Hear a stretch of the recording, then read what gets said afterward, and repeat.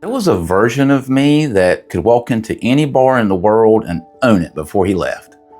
That guy had a system, a friendly smile, a good attitude, a big personality, and 4 or 5 magic tricks tucked away for when the moment called for them, which it usually did. He'd walk into a room where he didn't know a single face, and he'd walk out with new friends. After my divorce, I went looking for that guy. Same bars, same tricks, same approach. He wasn't there. That's when the identity crisis actually started. It wasn't the night the marriage ended. It was the night I realized that I had changed. And by the end of this video, you're going to understand exactly what happened to that guy and why the magic can still come back. Most of us mark the identity crisis after the divorce, the night you drive away. That's when we put the stake in the ground. That's the moment it started. But it started earlier than that, a lot earlier. And the reason you didn't see it coming is because it never felt like a loss while it was happening. Before I got married, I was that guy. Happy-go-lucky, big personality, try anything once, anything for a laugh. The guy people wanted around. And I had a method. I'd walk into a party or a bar I'd never set foot in, not a familiar face in sight. No wingman, nobody I knew. Just a friendly smile, a good attitude, and 4 or 5 magic tricks ready to go. And now look, a grown man walking around with a pocket full of magic tricks is a little unusual approach, I get it, but it worked. I'd get something going with a stranger, pull out a trick and when it felt right, and somewhere between the first trick and the last one, the ice would break. Somebody'd laugh, somebody'd lean in. And by the time I was heading home, I had new friends. And if I was really lucky, a phone number from a female who was a little starry-eyed. A little starry-eyed. I wasn't David Copperfield by any means. But that's just who I was. Before 30 years of marriage, quietly built somebody different in his place. We stopped going out so much, it was fine. The social circle got smaller. Okay, well, it's marriage.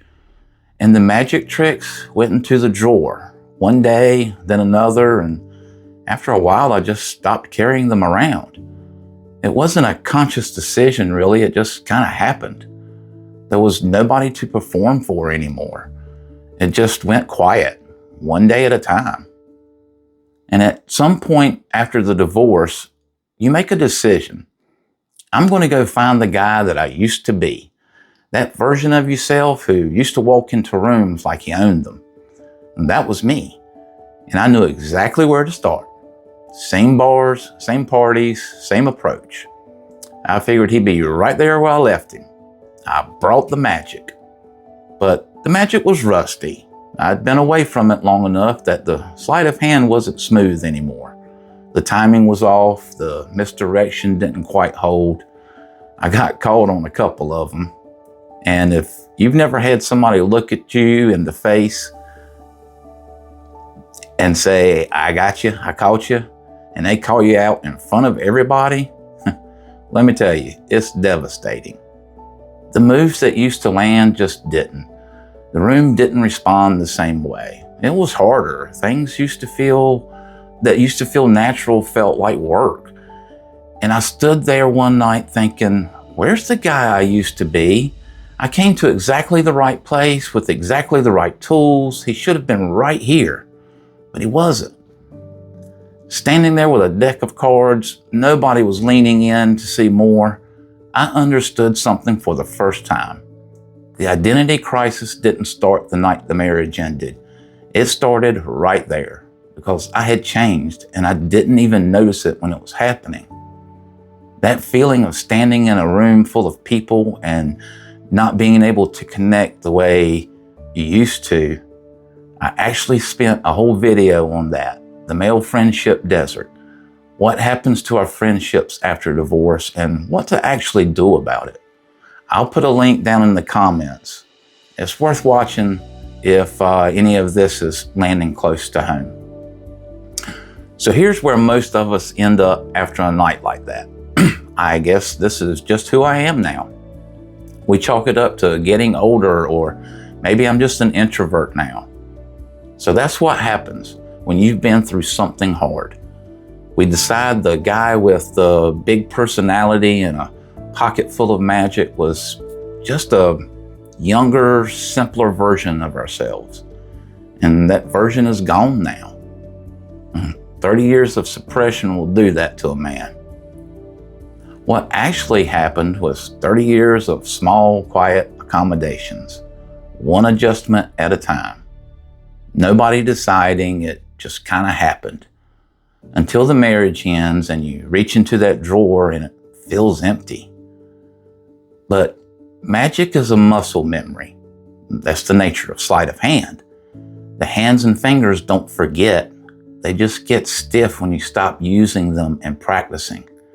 Getting caught like that at the bar, the muscle was stiff. That's all it was. And that's true for everything you left in that drawer. You don't find the guy you used to be by walking into the same bar. You find him by spending real time alone, honest time. You sit with yourself, you talk to yourself, and you tell the truth even when the truth is uncomfortable. Do that work and the magic comes back. The hands remember. They just need practice. That work, the quiet, honest kind you do alone, most of us are carrying something else while we're doing it. Something we never name, never talk about, never even realize is sitting on us. Well, that's next week's video. Not the obvious stuff, the grief, the anger, and all of that, but the weight underneath it, the invisible weight divorced men carry and won't talk about. That's coming up later. In the meantime, check out this video next, and I'll see you there.